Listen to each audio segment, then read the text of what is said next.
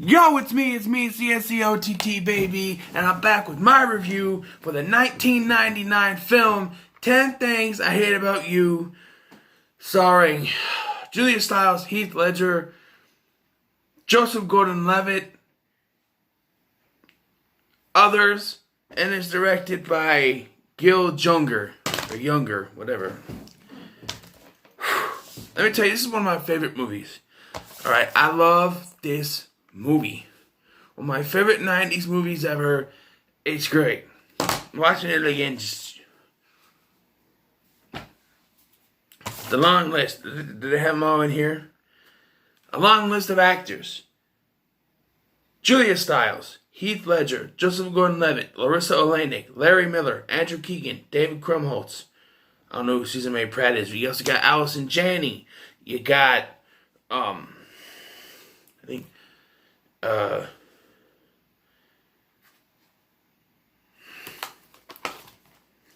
don't remember. There's a lot of actors in it. Gabrielle Union, who's not mentioned.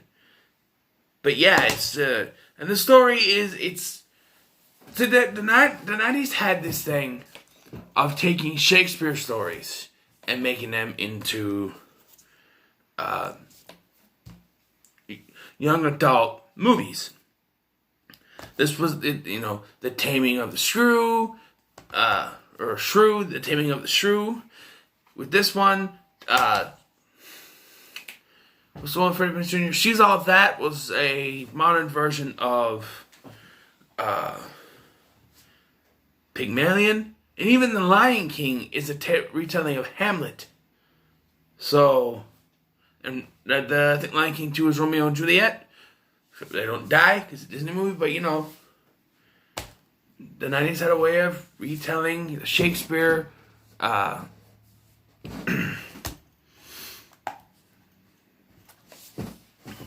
in a whole new way.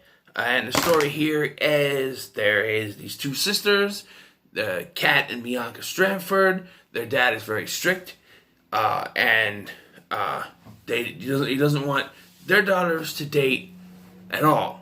And Kat's fine with that. She's the way people are writing women now. Before it was a thing to write them. She's independent. She wants to be her own woman. She wants to do what she wants against, go against the groove, so to speak. Go against the grain. That's the phrase.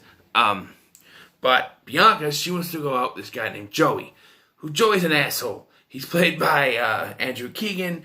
And so the dad says, okay, you can go out when your sister does. So once Joey finds that out, he hires Joseph Gordon-Levitt and his little buddy, played by David Krumholtz, to kind of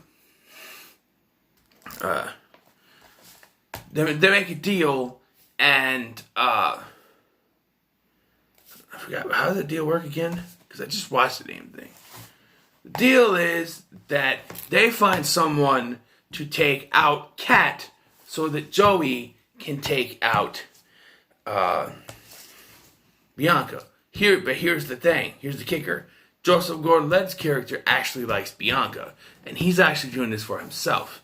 Now that makes it seem like he's sort of the bad guy in this, but no, Joey is most definitely the bad guy in this, the villain, the antagonist for this film, so to speak. So very much. And so they find hunky Heath Ledger, and they convince him by offering money, with Joey's help, that to do this for money. But of course, you know the story. Along the way, he actually ends up having feelings for her. They actually become, romantic and everything, and that gets thrown out the window. But this whole deal leads to one of my favorite scenes in this movie. My favorite scene in this movie. I love you, baby, and if it's quite alright, I need you, baby. The whole scene. I like to watch movies with the sound on. I've seen it before, so this one, I won't do that, so. But I turned the sound on for that part, because I love that part. Another great part, another funny part, I should say, is when he's going to talk when David Krumholtz is talking to Joey to make the deal. Joey's drawing something on his face and ends up being a dick. And at the end, he's like, he goes back to sit over to with Justin Gordon-Levitt's character, and he's just like, I have a dick in my face, don't I? I love that part. It's funny. But yeah, the acting in this is great. The characters are great. Heath Ledger is great. I've never doubted that Heath Ledger would be a great actor. But I've always said, he's a great actor. But what I've always thought is that he only won that Oscar because he died. Similar to Eddie Guerrero.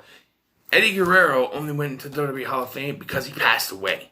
If he had not passed away, I guarantee you he wouldn't be in the Hall of Fame until maybe nowadays. I'm just saying. He deserves to be. Did Heath Ledger deserve the Oscar? Absolutely. But I don't think he would have been nominated if he hadn't died. You know what I'm saying? But he is was a great actor. And he's good in this.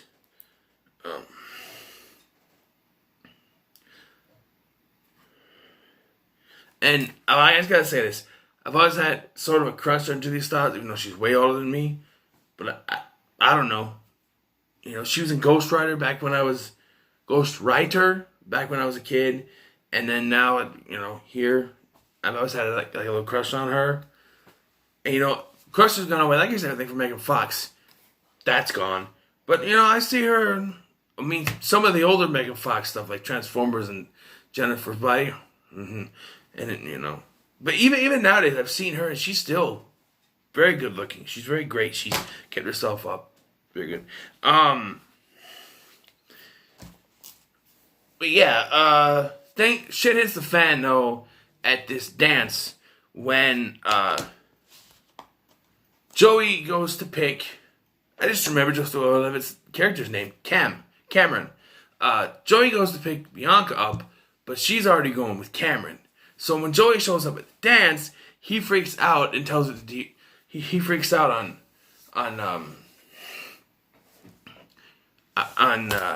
Ledger's character and says the deal is off, and that's what Kat learns, that it's about money, and he's trying to tell her it started out as being about the money, but it changed. But she's, you know, that kind of character where it's like, you know, she wants to be, she's still trying to be an independent person. and then there's the confrontation between Cameron and Joey, and you know, he like knocks Cameron down, and then it's Bianca who punches him in the face, and then she says, that was for Joey.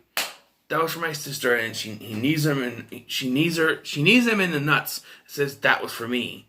I also want to point out Larry Miller. Larry Miller is always playing that stern kind of character. If you don't know who I'm talking about, just, you know, Google Larry Miller, cause you know, you see, him. He's been in a lot of things. You know. Max Keebo's Big Move. I think he was on one of the Tim Allen shows. He even reprised his role for the 10 Things I Hate About You TV series that aired years later and starred different actresses. But he still reprised his role. I thought that was pretty cool. Obviously, you know, there are other actors could reprise their roles because they were too old for it. But he, you know...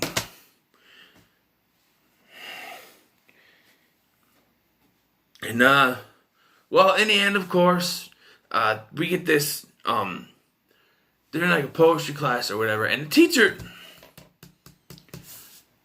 this teacher, I don't understand this teacher, I don't know the actor's name, but he's like, he wants Kat to kind of participate, and he comes up with this idea, and she actually agrees with it, but because she didn't disagree or make a sarcastic comment, he thinks she's messing with him, and he kicks her out. There is the one scene after the whole "I love you, baby" part of the movie where Ledger is in detention, and she has to come in. She has to flash. Of course, we don't see it because it's a PG-13 movie. But PG-13 movie, but she's like, and she doesn't get in trouble for that. That's the one thing I've always thought. Why didn't she get in trouble for that? He got in trouble for singing a song, which, to me, why? Why would you get in trouble with that? You see stuff like that happen on sitcoms and they don't get in trouble with that. He gets in trouble, he gets attention for singing a song. And she gets scot-free for, she gets off scot-free for, showing her tits. I mean, come on.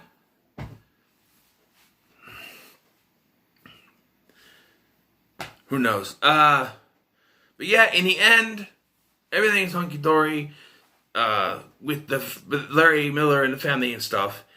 And then we get the meaning of this 10 Things I Hate About You. It's actually a poem that she wrote. And it's about, 10 things she hates about Ledger's character. And then at the end, she's like, I don't hate you. Not even once. Not even at all. Something like that. I don't know. I don't remember the whole thing. And then they make up at the end, of course. I want to point out the music to this. It starts off with a different version. I like how I do this too. It starts off with a different version of 1 Week by Bare Naked Ladies. 1, 2, 3. Bam, bam, bam. It's been. Because like the original version just goes, it's been. That's actually pretty cool. But this one has a dun, dun, dun, dun. Dun, dun.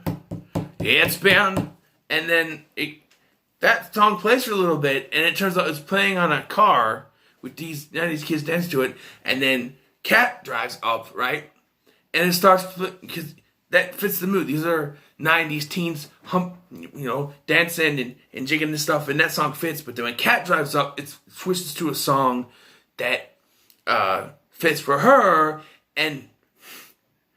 and that's, as I'm looking at Ronda Rousey right now, it's, I don't give a damn about my reputation. And I thought that's really cool. And you have